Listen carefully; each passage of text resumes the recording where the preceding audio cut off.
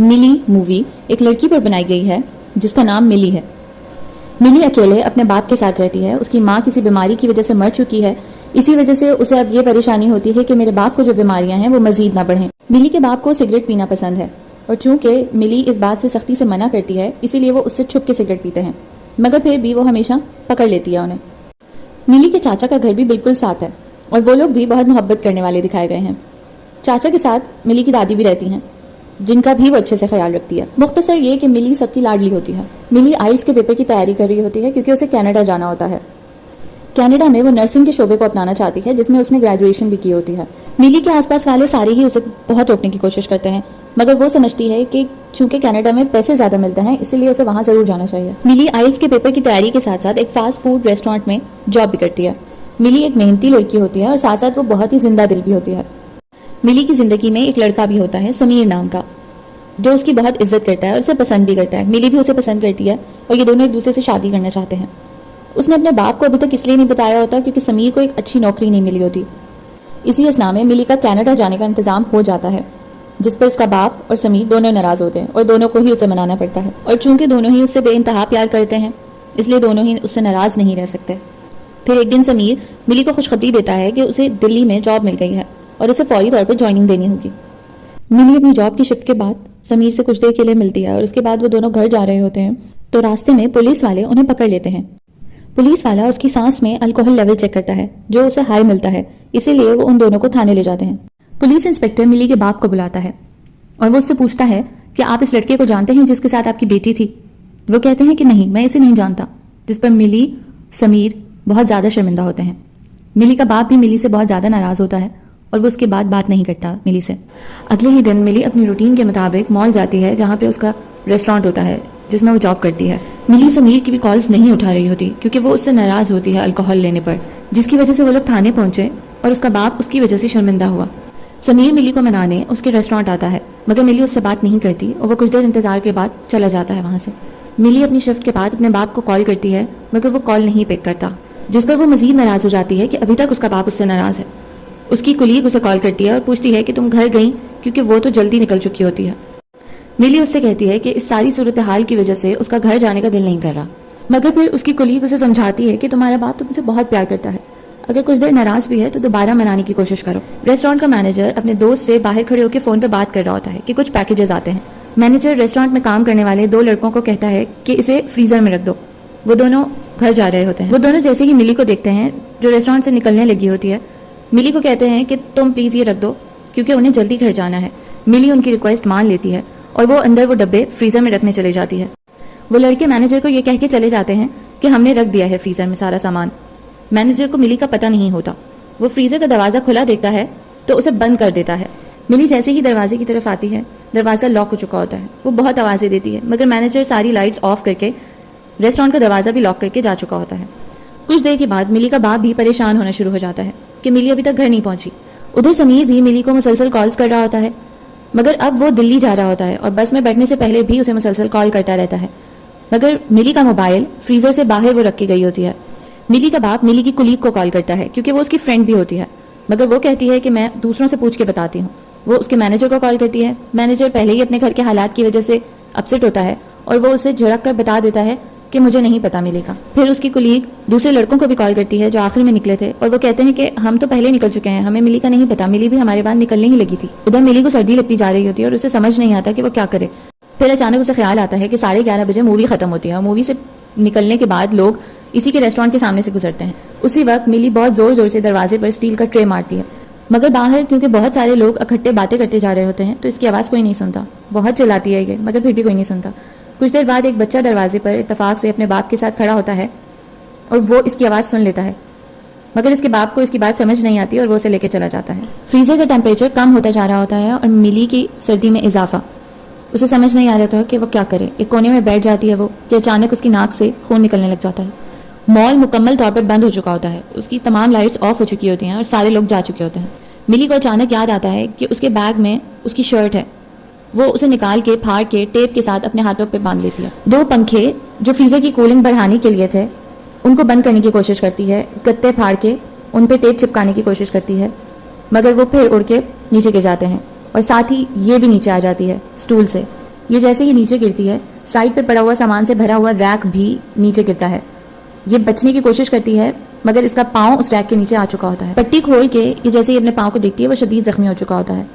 Rack के दरमियान में दबाकर ये पाँव के साथ गत्ता लगाकर बांध लेती है उसे, मगर बहुत ही शदीद तकलीफ के साथ। उधर मिली का बाप और उसका चाचा थाने जाते हैं उसकी गुमशुदगी की रिपोर्ट दर्ज करवाने, मगर वो कहते हैं कि आपके इलाके में ये थाना नहीं आता, आप दूसरे थाने में जाएं। दूसरे थाने जाते हैं तो वहाँ वही इंस्पेक्टर बैठा होता है जिसने पिछली रात मिली और समीर को पकड़ा था। वो मजाक बना लेता है इनकी बातों का और कहता है कि पहले उसके दोस्त समीर के घर पता करो या और दोस्तों के घर, फिर हमारे पास आना। मिली का बाप और चाचा उसकी कुलीग के घर जाके समीर का पता करते हैं और फिर वहीं पे समीर दिल्ली की बस छोड़ के आ जाता है। मिली का बाप उसे बहुत मारता है और कहता है कि तुम्हारी वजह से मिली गायब हुई है और तुम ही बताओ कि मिली किधर है। वो कहता है मुझे नहीं पता मिली का। उधर फ्रीजर में एक चूहा घुस आता है। पहले तो मिली उसे देख के बहुत ज्यादा डरती है मगर फिर नॉर्मल हो जाती है, मगर फिर वो चूहे को प्यार करने लग जाती है। अब मिली को भूख लगती है, वो कच्चे फ्रेंच फ्राइज खाने की कोशिश करती है मगर नहीं खा सकती। कुछ देर बाद वो देखती है कि एक जगह चॉकलेट का पैकेट पड़ा हुआ है। वो चॉकलेट खाती है और थोड़ा सा टुकड़ा चूहे को भी डाल देती है। उधर मिली का बाप और चाचा समीर को लेके थाने जाते हैं। वहां पे वो इंस्पेक्टर मौजूद नहीं होता। कांस्टेबल उसे कॉल करता है और कहता है कि आप थाने आ जाएं, मगर वो कहता है कि मेरा दिल करेगा तो मैं 1 घंटे तक आ जाऊंगा। ये बातें सुन के मिली का बाप, चाचा और समीर वहां से नाउम्मीद होकर चले जाते हैं। उधर मिली स्टैंड का रॉड तोड़ के पंखे में डालने की कोशिश करती है ताकि वो रुक जाए, मगर वो भी तरीका कामयाब नहीं होता। गाड़ी में जाते हुए समीर को याद आता है कि मिली जॉब के बाद मंदिर जरूर जाती है और वो मंदिर जाके चेक करते हैं, मगर मिली वहां भी नहीं गई होती। एक जगह रुक के दूर खड़े होकर समीर किसी से फोन पे बात कर रहा होता है। उसके बाप को शक होता है, वो उसका जाके मोबाइल चेक करता है मगर वो अपने दोस्त से बात कर रहा होता है। मिली का बाप कहता है कि अगर तुम लोगों ने इस वजह से ये सब ड्रामा किया है ताकि मैं शादी के लिए मान जाऊं तो मैं मान जाऊंगा शादी के लिए, तुम बता दो कि मिली किधर है। समीर कहता है कि मैं इतना घटिया नहीं हूँ कि मैं शादी के लिए इस किस्म की हरकतें करूंगा और ना ही आपकी बेटी ऐसी है। उसके बाद समीर के कुछ दोस्त वहां जाते हैं जो कहते हैं कि हमने हर जगह चेक कर लिया मगर मिली नहीं मिली। दूसरी तरफ मिली के बैग से लाइटर निकलता है जो उसने एक दिन पहले अपने बाप के पास से बरामद किया था। वो लाइटर से कुछ गत्तों को आग लगाती है ताकि उसकी तपिश सेक सके, मगर फिर वो उसे बंद कर देती है क्योंकि उसे धुएं की वजह से घुटन होनी शुरू हो जाती है। फिर मिली को ख्याल आता है और जो स्टैंड उसके ऊपर गिरा था उसके अंदर से सारे कार्टन निकाल के वो उसके साइड्स पे और ऊपर जमा कर देती है और दरमियान से एक जगह खाली रख के उसके अंदर घुस जाती है ताकि कुछ देर गर्म रह सके और उसमें बार बार लाइटर जलाती रहती है। मिली का बाप, चाचा और समीर दोबारा थाने जाते हैं। इंस्पेक्टर को बोलते हैं कि मिली का मोबाइल ऑन है, आप उसको ट्रेस कर सकते हैं। इस तरह उसकी लोकेशन का पता चल जाएगा, जिस पर थानेदार गुस्सा हो जाता है कि तुम मुझे बताओगे मेरा काम, और फिर वो समीर को मारना शुरू हो जाता है कि तुमने उसे छुपाया है, तुम ही बरामद करो लड़की को। इसी असना में उसका अफसर आ जाता है और वो पूछता है ये किस किस्म की बहस और शोर है, जिस पर मिली का बाप सारा किस्सा सुना देता है कि किस तरह थानेदार उसे बहुत देर से परेशान ही कर रहा है। मिली का बाप कहता है कि 4 घंटे से मेरी बेटी लापता है मगर अभी तक उसका कोई सुराग नहीं मिला। पुलिस ऑफिसर इंस्पेक्टर पर बहुत ज्यादा गुस्सा होता है और उसे कहता है कि साइबर सेल में पता करो उसके मोबाइल की डिटेल्स को, जैसे ही उसकी लोकेशन मिले मुझे फौरन भेजो। और उसके बाद वो उसके मैनेजर को कॉल करता है कि पंच आउट की डिटेल्स मुझे भेजो। फ्रीजर में मिली का लाइटर अब जलना बंद हो जाता है। वो बाहर निकलने की कोशिश करती है तो बर्फ की वजह से उसका बाजू वहीं चिपक जाता है। वो जोर से खींचती है जिससे वो जख्मी हो जाती है। मिली बाहर निकल के देखती है तो चूहा ठंडक की वजह से मर चुका होता है। मिली की हिम्मत भी अब जवाब दे रही होती है, मगर फिर वो हिम्मत करके पंखों पर पैकेट्स मारना शुरू हो जाती है ताकि किसी तरह से वो पंखे बंद हो सकें। सर्दी की वजह से उसके हाथ पांव ठीक से काम नहीं कर रहे होते। वो नीचे गिर जाती है। वो देखती है कि वहां पे प्लास्टिक रैप्स पड़े होते हैं। वो उन रैप से अपनी टांगें, बाजू और अपने पूरे जिस्म को कवर कर लेती है। मिली फिर दोबारा खड़ी होती है और हिम्मत करके दोबारा पंखों पे फ्रेंच फ्राइज के पैकेट्स फेंकना शुरू करती है और आखिरकार एक पंखे को रोकने में कामयाब हो जाती है। दूसरी तरफ साइबर सेल वाले उसके मोबाइल पे कॉल्स करते हैं ताकि उसकी लोकेशन मालूम हो सके, मगर मोबाइल वाइब्रेशन पर होने की वजह से हिलता हिलता जमीन पर गिर जाता है और खुल जाता है। लेकिन आखिरकार उसकी लोकेशन पता चल जाती है। दूसरी तरफ समीर उन लड़कों के पास जाता है जो मिली से आखिरी बार मिले थे और वो बताते हैं कि मिली आखिरी बार फ्रीजर में गई थी। समीर को शक होता है कि कहीं मिली फ्रीजर में ही ना फंस गई हो, इसलिए वो तेजी से अपनी बाइक को भगाकर मॉल की तरफ ले जा रहा होता है कि रास्ते में उसका एक्सीडेंट हो जाता है और वो जमीन पर गिर के बेहोश हो जाता है। दूसरी तरफ दिखाते हैं कि पुलिस इंस्पेक्टर को भी मिली की लोकेशन मिल जाती है, मगर वो ऑफिसर को सेंड नहीं करता। कांस्टेबल इंस्पेक्टर को कहता है कि आपको ऑफिसर को लोकेशन भेज देनी चाहिए, मगर इंस्पेक्टर कहता है कि उसने मेरी सबके सामने बेइज्जती की है और मैं जिद में अब नहीं भेजने वाला उसे लोकेशन।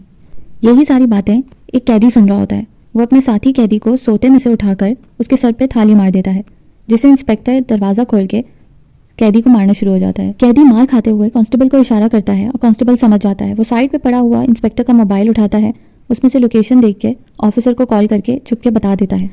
इधर शॉपिंग मॉल के बाहर खड़े होके मिली का बाप और चाचा आपस में नाउमीदी की बातें कर रहे होते हैं और परेशान खड़े होते हैं। उसी टाइम मॉल के चौकीदार की ड्यूटी चेंज होती है सुबह के टाइम, और वो उनसे पूछता है कि आपका क्या मसला है। वो बताते हैं तो चौकीदार कहता है कि आप मिली की तस्वीर दिखाएं। वो तस्वीर देखने पर कहता है कि मुझे लगता है कि मिली शॉपिंग मॉल से बाहर ही नहीं निकली, क्योंकि वो हमेशा मुझे मुस्कुरा कर देख के जाती है।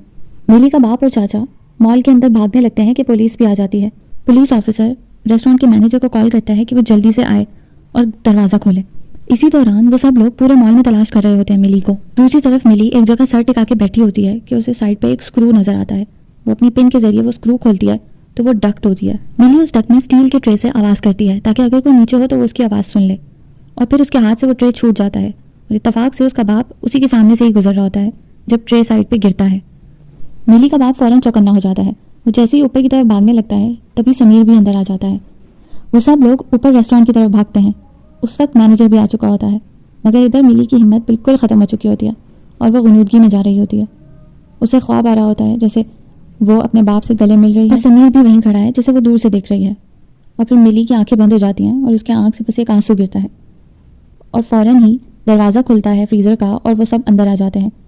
मिली को होश में लाने की कोशिश करते हैं मगर मिली होश में नहीं आ रही होती। फिर अचानक से उसकी उंगलियां हिलती हैं और उसके होठों में भी जुम्बिश पैदा होती है। वो सब लोग उसे फ़ौरन हॉस्पिटल लेके भागते हैं। डॉक्टर मिली के बाप को कहता है कि आपकी बेटी बहुत ज़्यादा हिम्मत वाली है। 5 घंटे फ्रीज़र में रहना बिल्कुल नामुमकिन है। उसके जिस्म पर ज़ख्म तो हो गए हैं मगर वो बहुत हद तक ठीक है। कुछ दिनों में वो बिल्कुल ठीक हो जाएगी।